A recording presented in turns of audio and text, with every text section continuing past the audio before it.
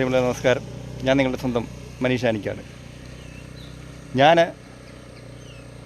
ഇന്നിപ്പോൾ നിങ്ങളുടെ മുമ്പിൽ നിൽക്കുന്നത് അതായത് പുല്ലുകുത്തി തൊട്ടിപ്പടി കലിങ്ങിൻ്റെ ശോചനീയാവസ്ഥ എന്താണെന്ന് ചൂണ്ടിക്കാണിക്കുവാനും ബന്ധപ്പെട്ട അധികാരികൾ വേണ്ട നടപടിയെടുക്കണമെന്നുമാണ് ഇവിടുത്തെ നാട്ടുകാരുടെ ആവശ്യം ശക്തമാകുന്നു.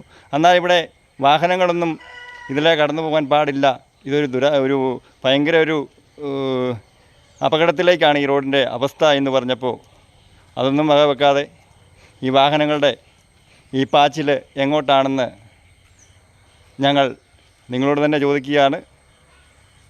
പണ്ടാരോ പറഞ്ഞതുപോലെ സത്യം ചെരുപ്പിടുന്ന കാലം നുണ ലോകം ചുറ്റി സഞ്ചരിച്ച് തിരികെ വരും എന്ന് പറഞ്ഞതുപോലെയാണ് ഈ റോഡിൻ്റെ അവസ്ഥ. തൊട്ടിപ്പടി കലുങ്ക് ഇടിഞ്ഞ ഒരവസ്ഥയിൽ എന്നാണ് ഇത് കണ്ടത്? എങ്ങനെയാണ് ഇതിൻ്റെ ശ്രദ്ധയിൽപ്പെട്ടത്? എൻ്റെ വീട് ഇത് തന്നെയാണ്. എൻ്റെ വീടിൻ്റെ ഫ്രണ്ടിലോട്ട് ഞാനും മോനൂടെ ബൈക്കിൽ ഇങ്ങോട്ട് ഇറങ്ങി ഒരു ചെറിയൊരു ഹോള് പോലെ കണ്ടു. അപ്പോൾ ഈ കലുങ്കിടിഞ്ഞ് കിടക്കുന്നതിനാ ഞാനത് ശ്രദ്ധിച്ചപ്പോൾ ചെറിയൊരു ഹോളായിരുന്നു.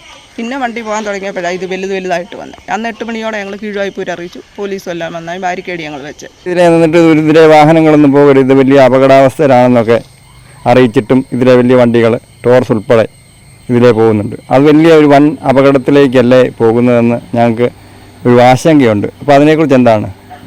PWDക്കാർ അന്ന് ഇവിടെ വന്നതിന് ശേഷം പുല്ലുകുത്തിയിലും തേലമൺ കവലയിലും വെച്ച് റോഡ് ക്ലോസ്, ഭാരമേറിയ വാഹനങ്ങൾ പോകല്ലെന്നും അവർ ഫ്ലെക്സ് വെച്ചു.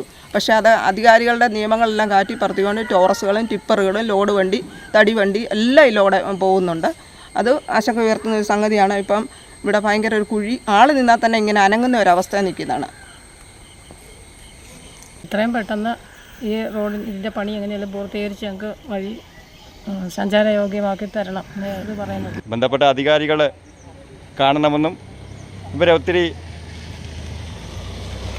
പരാതികളും നിവേദനങ്ങളും ഒക്കെ ഒരുപാട് കൊടുത്തതാണ്. ഈ റോഡിൻ്റെ ഈ ശോചനീയാവസ്ഥയാണ്, അത് പരിഹരിക്കപ്പെടണം. ഞങ്ങൾക്ക് ഇതൊന്നും കാണുവാൻ സാധിക്കില്ല. അതിന് ഞങ്ങളുടെ മുമ്പിൽ